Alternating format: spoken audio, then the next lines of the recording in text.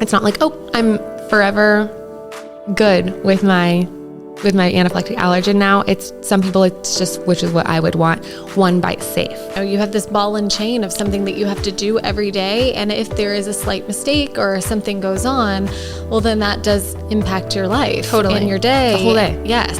I have a lot of very severe food allergy anxiety, and I always have. Hi. Hello. And welcome to EpiPod. Sarah is a mom to 2 little boys with food allergies. And Danielle has navigated life-threatening allergies her entire life. Living with an invisible health condition is so isolating. The fear and the anxiety. Trying to cover it up so you don't affect anybody else. Especially your kids. Sound familiar? Join us on the couch and take a load off with people who just get it. We're so glad you're here. Hey, Danielle. Hey, Sarah. This is episode 4. Episode 4. We are going to be talking about treatment options out there. So everything from OIT to TIP. And if you don't know what that is, don't worry. We will go over it in this episode. Yes. But we have a lot of questions that come into our social media pages about these topics. And I feel like as an adult in treatment, which is a little bit more rare, and by a little bit, I mean quite rare. Very rare. I get asked, like, how's it going? Is it worth it? All of these things. And that's something I'm definitely still figuring out, but something I want to go over today is the things that I wish I had been told by someone who had been through it when I started. Because I feel like I've been in it for a year, and there's so many things where I'm like, oh my gosh, I wish I had known this, or I wish I had been able to fully wrap my brain around what this meant. Yeah. So I'm excited to share that. Let's get into it. Okay. Now's a good time to share a little story about a boy named Abraham. He grew up with severe food allergies to eggs, nuts, and more, and his fanny pack carrying his EpiPens became his trademark. His dad and uncle ran a commercial bakery, but he couldn't enjoy anything that they made. So about 10 years ago, they started a new line of treats called Abe's, made in a dedicated facility and free from dairy, egg, peanuts, tree nuts, except for coconut, soy, sesame, and pea protein. And pea protein is a big one now. I think it's really cool that they're calling that out on their labeling. I think a lot of parents are glad to see that. I totally agree. And as a non-parent, I'm glad to see that too, because a lot of allergy-friendly, quote-unquote, brands scare me because they exchange things for like pea protein or whatever. And I'm like, well, that's just as bad. Yes. So I love that this is pea protein free as well. And that they did this for this little boy, for their little boy, you know? And they named it after him. Yes, best dad and uncle ever. Look for Abe's mini muffins, brownies, and cakes in the bakery department of your local grocery store. Woohoo!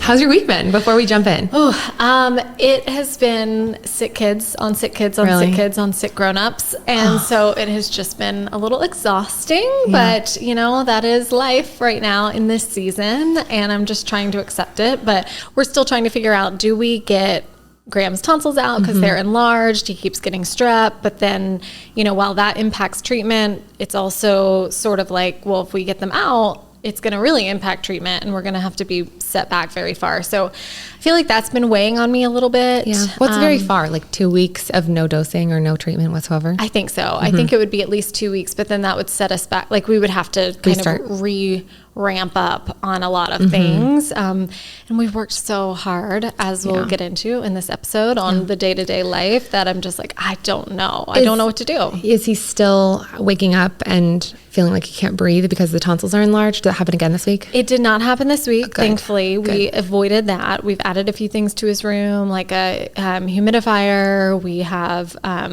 propped his head up a little more. Good. We are trying to do like steam showers and then like get him to cold air. That's supposed to open your airway a little bit. We're making sure like we're doing everything to decrease inflammation. I mean, we're doing everything that we can. Full Monty. Yes, but it's okay. How are you? I know that you've been a busy bee. Yeah, I feel like I have lived truly like 6 months of life in a week and a half. That's a lot. With South by Southwest, I purchased a new car. Yes. I went to Dallas to go get it. Just a lot of work things, and with treatment on top of it. Yeah. It's been a lot. I was going to say, let's just dive in, because you have had to skip some doses, right? Because of how busy you've been. So let's start from the ground up. Mm-hmm. What are you doing in terms of treatment? What is your treatment? Yeah. So just as a recap, I am severely anaphylactic allergic to peanuts and most tree nuts. Basically, I'm okay with almonds and I love almond butter. Found that out with all of the scratch test, blood test, and food challenge, and I'm good with it. I have yet to crunch into an actual almond because PTSD.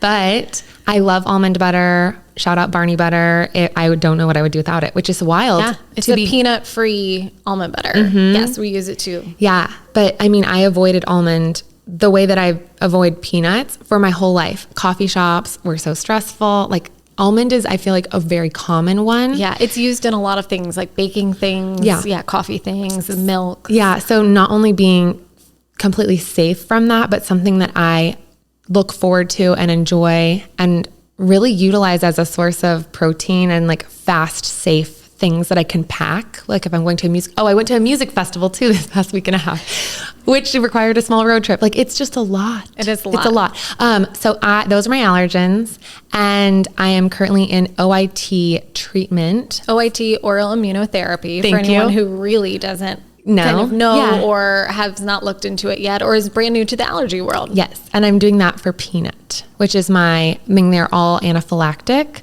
So I guess the full list is cashew, pistachio, walnut, pecan, and peanut. Okay. And through the first sort of phase of testing and food challenges, we learned that I am no longer allergic to chickpeas, which I had a really scary experience with in high school.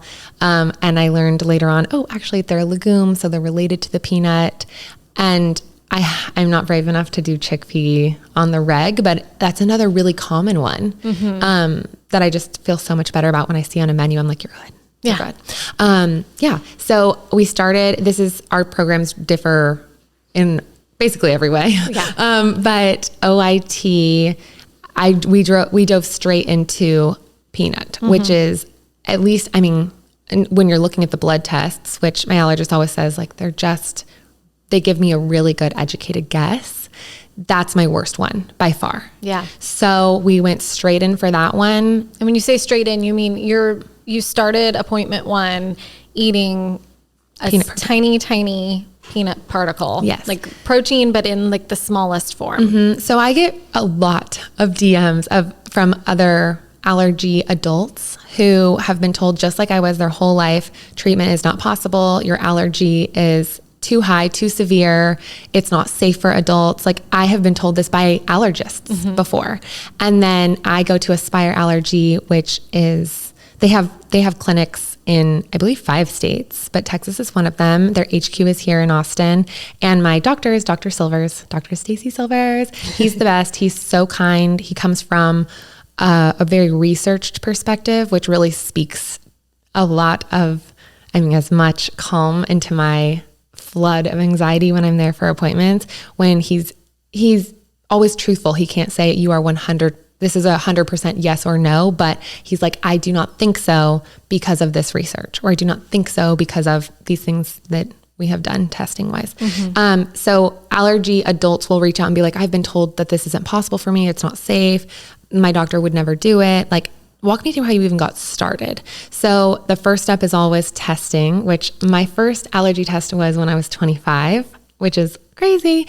My first EpiPen was also when I was 25. Like, the first time I carried one with me actively and knew that I had to medically was 25, which is like, how do you go through most of your adult life? I'm just 32 now, so it's only been that many years. Wow. I always had that severe of allergy. I just never had an allergist do testing. So you start with a scratch test and then you move on to a blood test. And then my doctor looks at those two together, and sometimes one will say you're not allergic and one will say you are very allergic. So it's like, which one is true? And the only thing that really matters is can you or can you not eat it safely, which is what a food challenge is. You're there for the majority of the day, like 6 to 8 hours. And essentially he's giving you start with a microdose, and then by the end it's a full serving, and you wait for a certain amount of time in between each one. so that he makes sure you're good to go. And if you make it to the full serving and the waiting period afterwards, you're cleared. And that's you for can a eat it food freely. challenge. This is not OIT. This is not treatment. Yes. This is like what we did to figure out, okay, blood and skin says almond's good. Let's make sure under my supervision. Pistachio and cashew, which are cross-related, the blood test said not allergic or very low allergic levels, like not anaphylactic, maybe just sensitivity, maybe nothing. Skin says you're clear. We did the food challenge. I was very much so not clear, failed it on the microdose. It was scary, but I was in office, didn't need the EpiPen, but it was scary. I was terrified. Yeah. The sesame, it shows on my blood more allergic than I was to pistachio and cashew, no reaction on the skin. So it's like, which one is it? And I'm like, I eat sesame all the time. It's so frustrating how these tests don't actually tell you much. Right. They're only like markers for then a trained person to be able to look at and take their best guess. My favorite crackers actually are like more sesame seeds than anything else. And I showed him, I was like, I eat sesame seeds all the time. Like I eat these pretty much every day. And he was like, well, let's do the food challenge with tahini, which is ground up. I felt so sick afterwards, not because I was allergic, but just because it was not for me. The taste, You didn't like it. oh my gosh, it was terrible. Like I was sick to my stomach, but not like allergy sick. Just I can't. I've documented it all on TikTok, vlogged it, and I was like, unfortunately dry heaving, and I had to I don't think I've seen that one. Well, I had to keep cutting it out because I was like, you can't put this on the internet. It was so bad. You could have. You may have gone more viral if you had. The nurses and he took pity on me, and they were like, okay, you're clearly like, you're totally fine. Like, let's just skip the last couple. Since you eat it on the daily, you've had no allergic, whatever. Like, let's just do the full serving now that we're close to it. Yeah. And get you out of here. And I was like, thank you, God. Like, oh my gosh. So anyways, that's the process of how he even decides what is, or the blood test and the scratch test is how he decides what we're going to food challenge and what you are straight anaphylactic allergic. Example, peanut, huge skin reaction, huge blood reaction. So and we know from past reactions, I am anaphylactic to that. Right. So he would never be like, let's food challenge. No. Never. That doesn't make sense. No. So you go straight into treatment or not if you decide to not seek out OIT. I have a lot of, why am I already feeling like I'm going to cry? Because this is weighing on you. Yeah. I actually haven't been talking about treatment on the internet, which is funny when you're a person of the internet, probably for about a month and a half. You've got tissues coming. Yeah. Okay. Thank you. Thank you. Always need these. Yeah, I have not talked about it on the internet because I don't want to trigger anybody else. And I also believe in speaking out of scars, not wounds. It's been really hard. I've been in it for a year and I've had ups and downs. But starting in mid-January, I started to basically have panic attacks right when I would swallow the dose. I have a lot of very severe food allergy anxiety, and I always have. So when people see my treatment videos, especially the earlier ones, or when I went from solution, which the microdose is so small, you can't just, there's no way to split up a peanut or peanut butter. Right. It's a mixture that they make at Aspire Allergy that is essentially like some sort of liquid, tastes like medicine, and peanut flour. And then when I switched to Bombas, which is like a peanut butter Cheeto, essentially, that was a really hard day. And that video went quite viral, and people always say like, oh my gosh, I'm so proud of you. I could never do this. Like, you're so brave. But I just could never do this. And this is a testament. If there's anybody who suffers from food allergy anxiety, it's me. Like, I'm not brave. I just really want a shot at safety of like having some more insurance. And the reason I'm crying so much is because I'm currently trying to decide whether or not I even want to keep going with OIT, which is why I'm okay speaking out of a wound and not a scar today, because there are things that I wish somebody had told me beforehand, not to deter me, but just, I think I would have had a little bit more grace for myself. Yeah. I mean, it's obviously emotional for you for a lot of reasons, but I think sometimes those comments, while people mean well, it's almost a little bit of pressure, I think too, that you're putting on yourself, that you like, well, people think I'm brave, so I need to keep being brave. Yeah.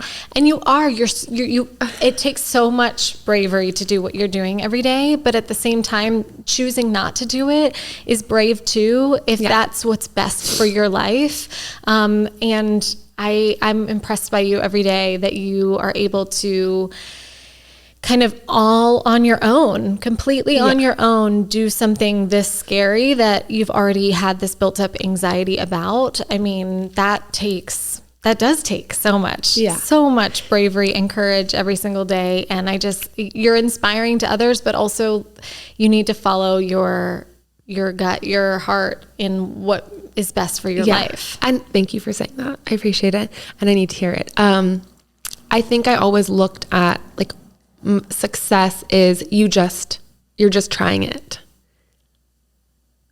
And I think as I've gone along this process, success is also like really knowing myself. I'm always scanning my body for reactions. All allergy people are. But I also think success is like scanning myself for, just because I need to be protecting myself from allergies, I also need to be protecting my mental health. Yes. And this might not be what's best for me. Might not be what's best for other people. So let's rewind. OIT, essentially what that looks like the day-to-day, you start with, like I was saying, the solution. You start with like the micro of all micro doses. Like we're talking 0.0025, like a 500th of a peanut, like not even, like you can't even measure it. You can't see it with the bare eye. Right. And it's like in this tiny little syringe. And you work your way up every week, or in my case, because of how much anxiety I had and my age and how allergic I am, it was every 2 weeks. And sometimes I've been doing really well with it and it is every week. And sometimes like where I'm at right now, I haven't been for an updose in almost 2 months. So you choose a time of day where you're not going to have had recent, I guess, like exercise, like your heart rate has to be normal. You can't like go to a SoulCycle class and then go into the clinic for an updose or go home and do an updose. So you have to be wary about like, what is the state of your body before doing this? And then you have to be very, very mindful for an hour afterwards is sort of like the my quote unquote danger zone. Like that's where you're going to be most likely to see a problem if you're going to have a problem. And then for the 2 hour mark is where you're okay to go to a workout class or get very warm from the sun. Basically anything that's going to change your metabolic rate can factor in. So heat, I couldn't get into a hot shower right after dosing or even at the 1 hour mark. Like a very hot shower would be bad. A jacuzzi, living in Austin, Texas, where it's 109 feels like 122, like going outside to get the mail. That's not something I can do after a dose. Like walking around, in my case, chasing after my dog, or, one day if I'm ever a mom, I don't know how it would work. Like, what if my kid's about to like fall down the stairs? Like, how do I run across the house to get to them, So I don't know what this looks like for future me. Before I go into that, there's a lot of rules afterwards and somewhat before to make sure you're in the right state. But yeah, you basically up the dose until you get to whatever your goal is. And just like allergies, everybody's goal is different. For some younger kids, they want to be able to have like a full PB&J and be safe. Granted, it is not a cure. It's just treatment. So it's not like, oh, I'm forever good with my with my anaphylactic allergen now, some people it's just, which is what I would want, one bite safe, where if there is cross contamination or the restaurant does make a mistake or a friend invited you over for dinner and didn't understand exactly how to read a label, there was a big oops. It can even be your fault. Like it's a brand you've always bought and something changed. You can take a bite, realize the mistake and be like, okay, I eat whatever it is, 4 peanuts or whatever it is, 4 peanut M&Ms every single morning. I just ate and swallowed something with peanuts in it. Probably wasn't 4 peanuts worth. I need to take care of myself, but it's not like, oh my God, I just swallowed, I got to get EpiPen, think about going to the hospital. Like, it's just it's a layer of protection. It's a layer of insurance. Yeah. So that was my ultimate and eventual goal with OIT. With little kids, the body handles the stress a lot better. They don't have accidents, any like trauma, PTSD vibes.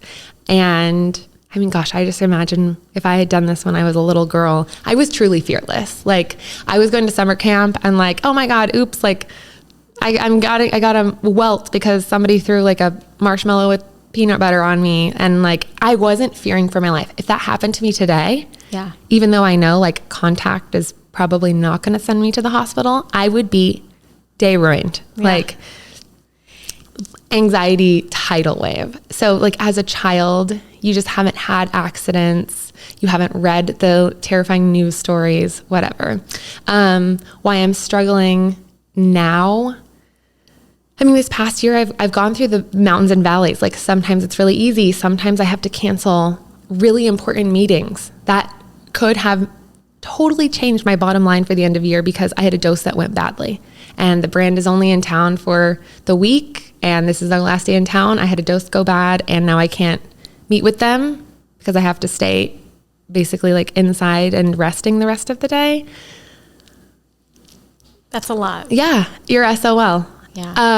And so on one hand, it's like you're thinking about, well, if I get through this program and I have this layer of security or protection, well, that could change my life for the better. Mm-hmm. But on the other hand, you are in some ways, your hands are tied or strapped. You know, you have this ball and chain of something that you have to do every day. And if there is a slight mistake or something goes on, well, then that does impact your life. Totally. And your day. The whole day. Yes. Can be a wash. And I've had a lot of days be an absolute wash. And to know that that might be your forever, that feels really daunting. Totally.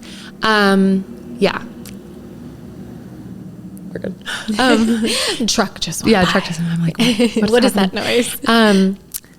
Yeah. So I'll dive into like the things I wish I had known before going in, but just to give a little bit more color as to why I'm struggling so much recently. I am almost up to the amount of milligrams that is in one peanut in Bomba form, which is huge.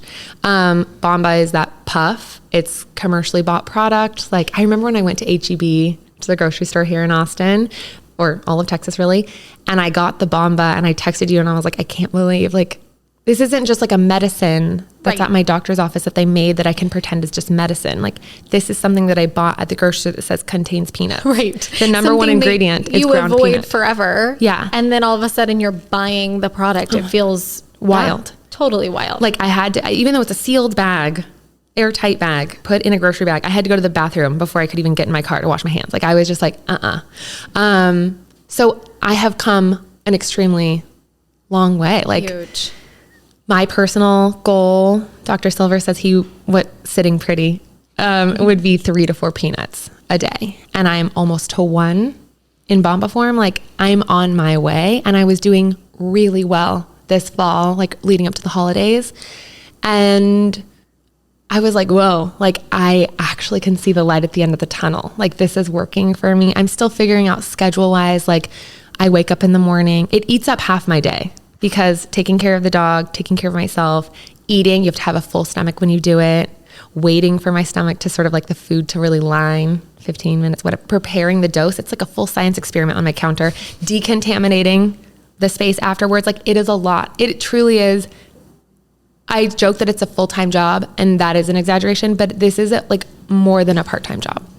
working as self-employed and as freelance, this is my hardest client. Like, my treatment is my most difficult client. It takes the most time, constant mental gymnastics. So, but I was doing it. Like, I was figuring it out. I traveled for basically like 3 or 4 months. For the whole summer I was gone. Charleston, Los Angeles. Basically, it's just like the most record high summer here in Austin. And I was like, I can't do this. Mental health, I can't do this. So I left town and I made it all work with treatment. And I was like, okay, like, we don't know if this is for forever, but like, we're at least figuring it out, and that's something to be proud of. And then around January, there was a really tragic story that came out. And it just scared the bejesus out of me, because the whole thing was, she was an adult. She took her allergy very seriously. It was a mislabeled cookie from a grocery store situation. Terrible accident. She lost her life. And the article was so irresponsibly written. It was just like so sensationalized, and it didn't have the information that somebody who actually does live with this medically would need to know if you're going to read something like that. Basically what we were told is she used the EpiPen and it wasn't enough. And what I do every morning, I'm signing up for possibly going into anaphylaxis and needing my EpiPen and needing it to work. And that's something that I'm always aware of, is like, okay, like, this is truly like facing your worst fear every single day. But you have the EpiPen, you have the plan in place, like, the medicine will work. So hearing like, and it wasn't enough, was really damaging. So I had a panic attack, basically like took the dose, had a panic attack, and had like a racing heart for probably like a little over 20 minutes. It was like I was running a marathon, like, to my body, heart rate wise, which is then breaking the rules of OIT, and did cause a bit of a reaction. I had hives. My throat felt really funny. And by funny, it felt like not just anxiety tightness and anxiety like, oh my gosh, my throat feels really small. And just like the insane amount of impending doom that I was having did not allow me to be able to be like, okay, this is obviously like extreme anxiety. Sarah actually like was at a birthday party with her boys, like just arriving. She and her husband and her boys are arriving to this birthday party. And I call her on like midday on a Saturday, which is odd to not just like check in with a funny text or whatever. And immediately I was like, take me off of speakerphone. Like, I don't want your boys to hear this. And she... Stomach dropped for me yeah. In that moment. I knew something wasn't right. Yeah. Like, drove across town. Like, as soon as you got there, like, I was able to turn it around. But yeah, just like doing this alone is so hard. And even just like, I had a friend in town yesterday, so she was with me while I dosed, and it is just a wildly different day. Just having another human there. She's not like necessarily trained with the EpiPen, but just having another human in the apartment with me.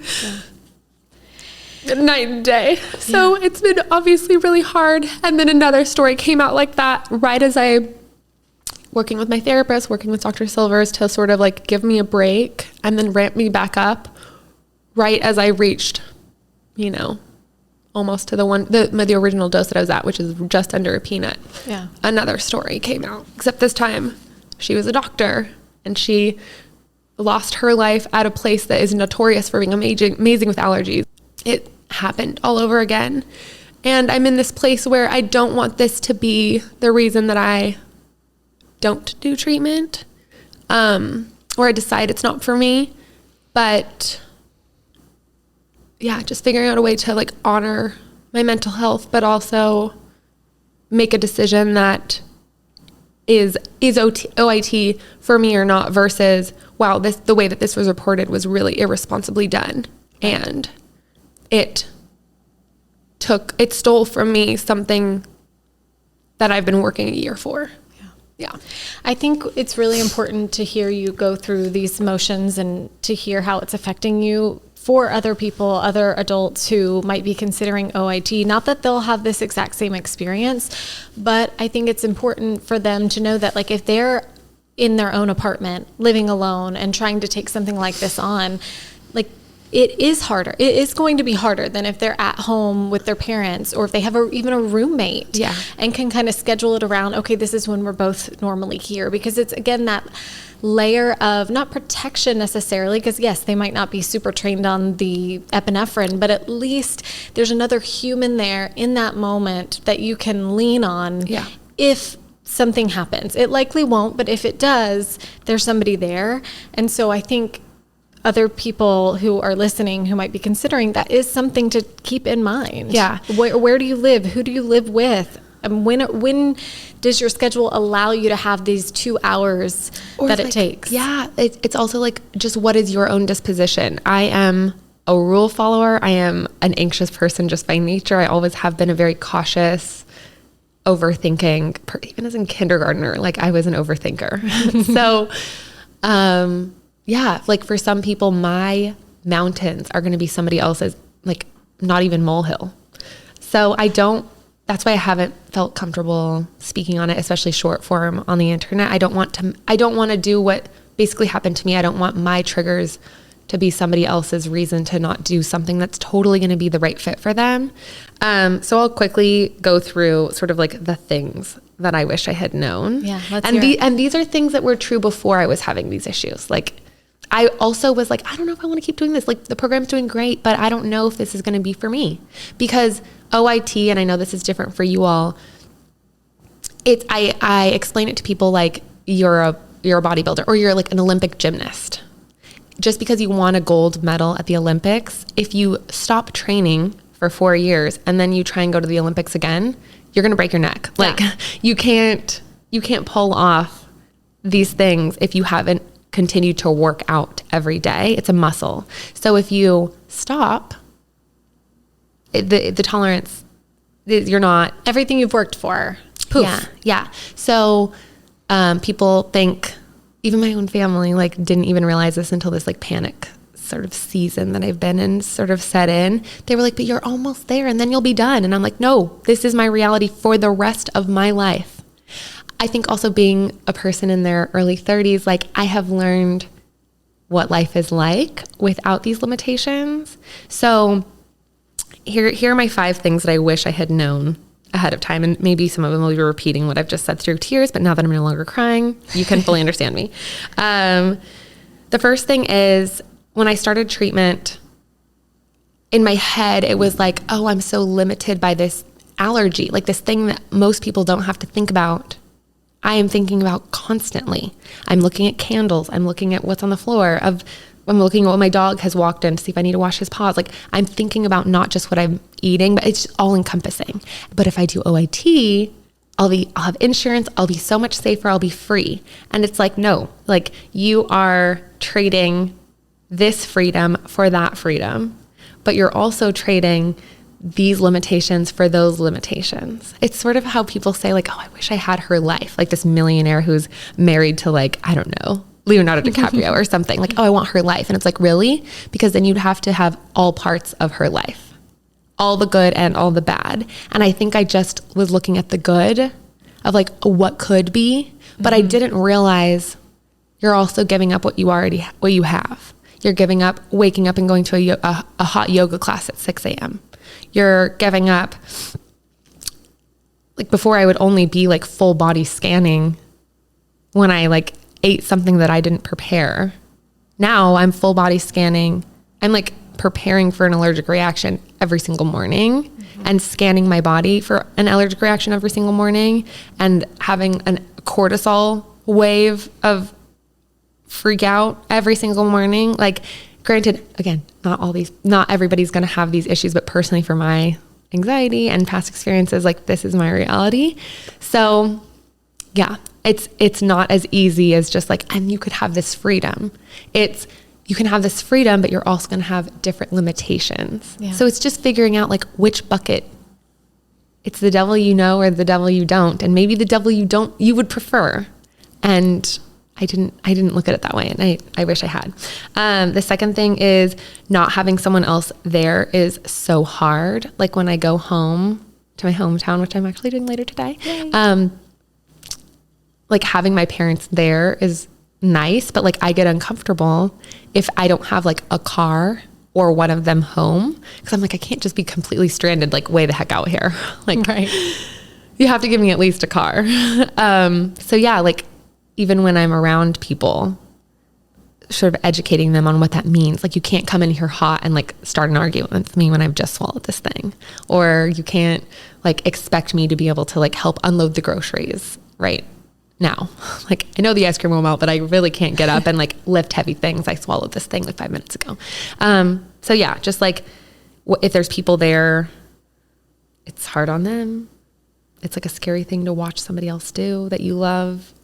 And if you are a single girly really like me, like it is a lot. Like I'm always worried about my personal safety, but this is a whole nother level. And you're doing it to yourself too. So Yeah. it's just yeah. Yeah. I feel like if it's just really hard to be brave about anything else the rest of the day. Like I feel like every single morning I get a pitcher of orange juice. And the orange juice is my bravery, just like my BS meter almost. And like once you've used up all that orange juice, like you're done until tomorrow. Like your brain, your mental health, your body, like you're done. And so far, treatment takes up 100% of that orange juice and probably a little more. So I'm already at a deficit of like bravery. So I don't want to eat out. I don't want to take calculated risks. I am tired. I want to be at peace. So that's something that I like didn't realize that I would be so tapped. I love your analogies. Thanks. Or your metaphors, I guess is what you would call them. But we need to write these down. We need to make a book. Okay, let's make a book. Fourth, we're almost done. It really affects everything. And I already said that a little bit, but like before I used to think about like, oh, I'm eating something. Are we good? Okay, we're good. And I would know very quickly because I'm so reactive. I knew my body was very reactive. Like it's not like an hour later, personally, not true for everybody. Personally, it's not like an hour later, I'm going to be like, whoa, what did I eat an hour ago? My body was like, you know, something's not right.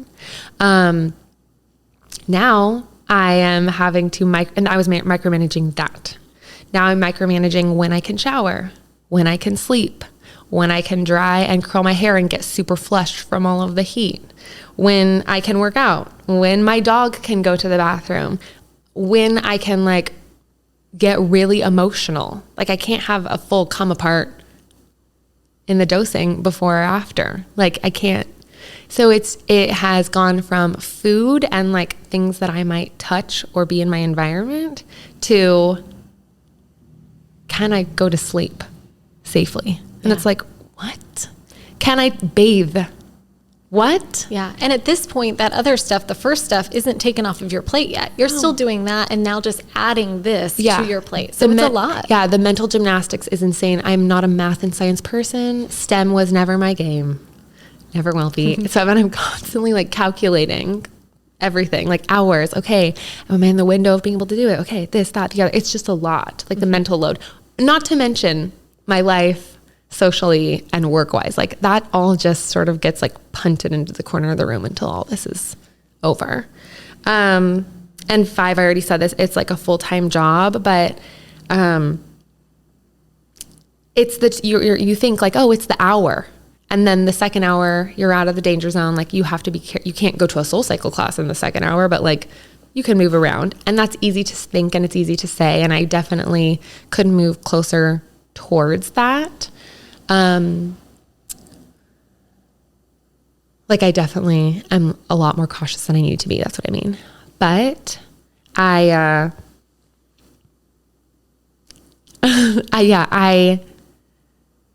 lost my train of thought. What did I say? You were saying in the second hour that you can't go to a soul cycle class, but you still have to be cautious. Oh, right. It's a full-time job. Sorry. Okay. That's another like maybe cut moment. Woo. Okay. It is a full-time job, and I'm very aware that I could be less cautious. I am way overly cautious because this is just so big for me. But it really sticks with me. Like you think about if you've had an allergic reaction, like that sticks with you for days.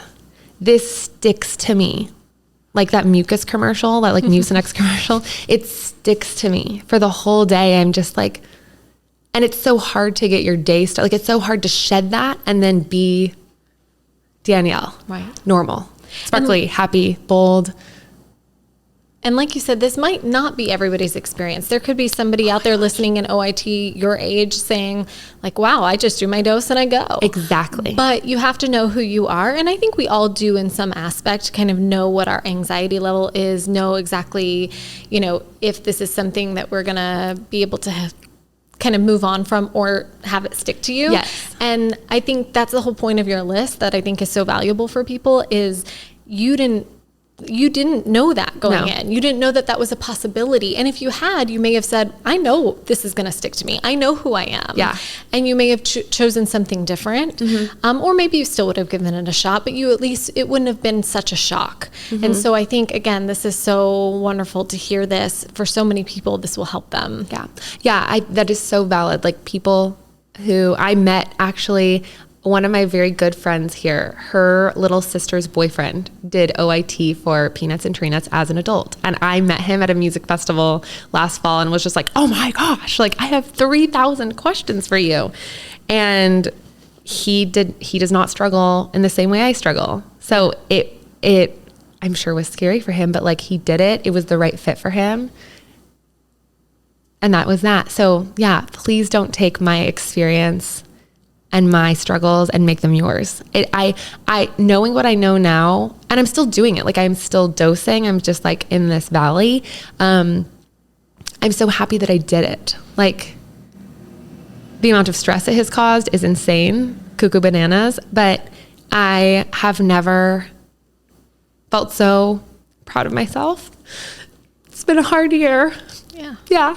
You're really doing it though. You did it. You're doing it right now. Yeah. And you're helping so many people along the way on their journeys. And no matter what you decide, you can rest easy knowing that you have done something positive for yourself. You've tried something. Yeah. And I think that is really admirable. Thank you. Yeah. And I think, like, to put a cap on it, how I'm going to decide to whether I want to keep doing this or not. I always said I was going to give it a year. And it's been a year. But I'm working with my therapist to really we're going to be doing some things together and decide basically by like the end of the month or maybe the end of April of like, okay, you've given it a year. We've taken this list and these are things we can change about it. Like, now, do you want the devil you don't know? Because I still look at what could be, and I'm so excited for her future.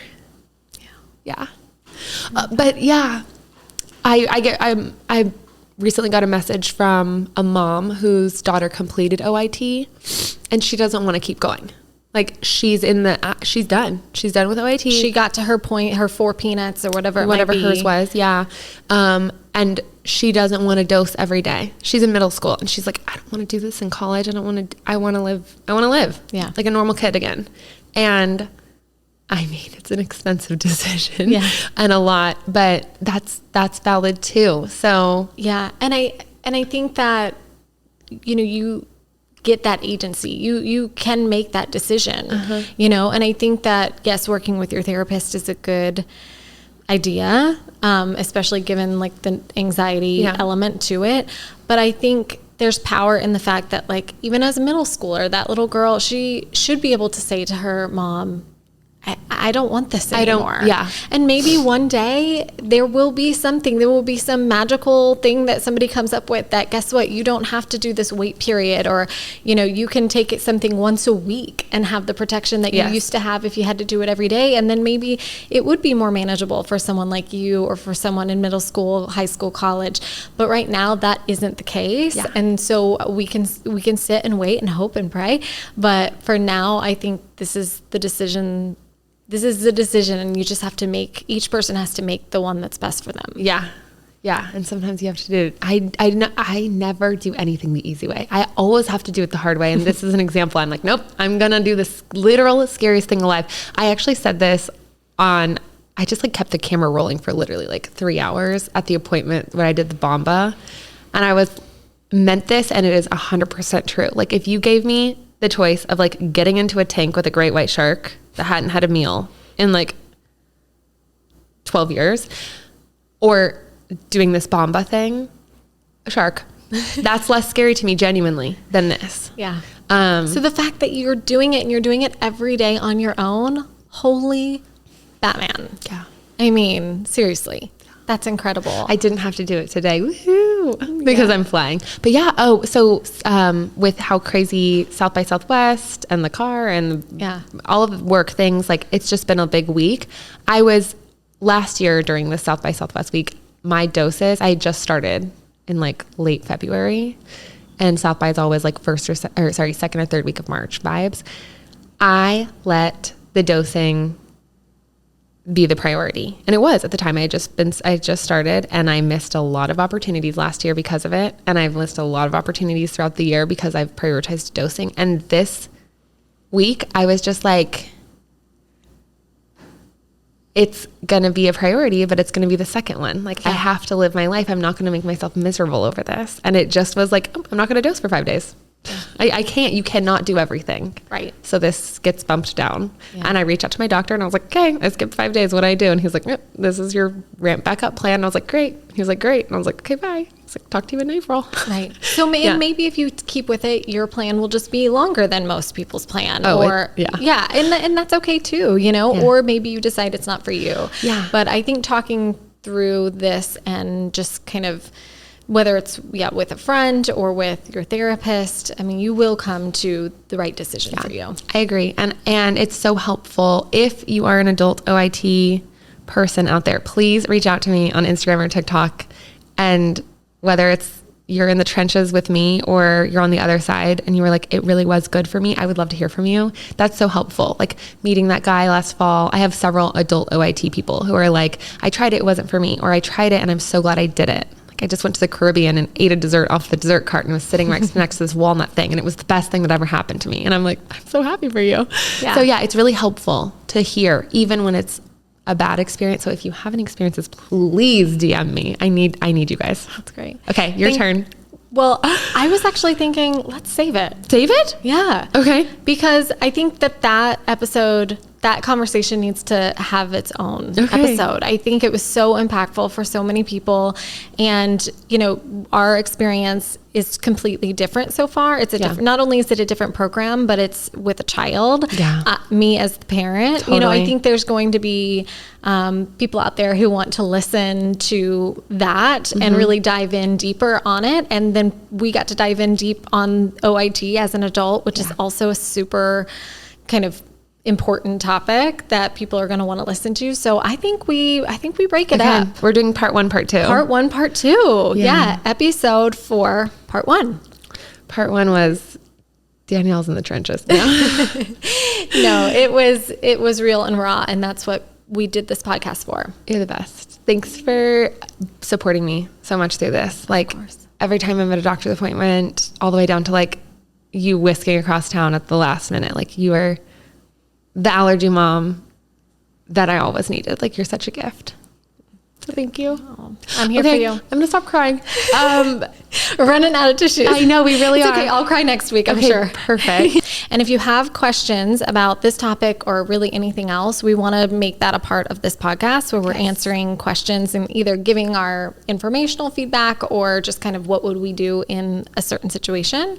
So send them to our email, which is we're still learning. Wait, hold on. What is it? EpiPodPodcast at gmail.com. Look at us. We both need sleep. EpiPodPodcast at gmail.com. Send us your questions and we're going to make it a regular part of the show. And you can even have it be something like, hey, I was in this situation. What would you do? Or what would you have said? Or anything like that. But if it is a specific treatment question, certainly ask those too. And hopefully we can get our doctors on too. Yes. And then next week, let's talk about all things tolerance induction program at the Food Allergy Institute in California, which is the program that my son is in. And we can deep dive there. Sound good? Sounds good. Okay. Cool. Yay. Episode 4 in the books. Y'all leave us a review. Oh my gosh. Yes. Okay. She's so nice. You have to leave us a review. No, please. Just kidding. No, please leave us a review. It will mean the world and also help get this to the people who need long form stall solidarity in allergy life. Yes. Send it to a friend who maybe lives this reality, or family member who needs a little bit more of a window into it. Yes. And follow us on social media. And a big thank you to our sponsors. Oh yeah. Yes. Our sponsors. Thank you so much to Abe's Muffins. Yes. And for any of the discount codes and things that we have, that will be all posted in the kind of information section, the show notes of these podcasts. Yep. If you have a question in between or want to talk to one of us specifically, it's Danielle.she'sfun on Instagram and TikTok, and Food Allergies OTG on Instagram and TikTok. I think on TikTok it's spelled out on the go instead of OTG. I need to check that. Also, I should probably keep it consistent, but I am not a good social media person, like in terms of like how you're supposed to do things. I'm winging it. No, you're more consistent than I am. Honestly, I thought you were going to say if TikTok even exists next week. Oh, really? Oh, yeah, that's right. Isn't there all that drama? Okay, that's another that's another topic for another time. Yes. But yes, thank you so much for listening, and we'll see you next week. See you next week.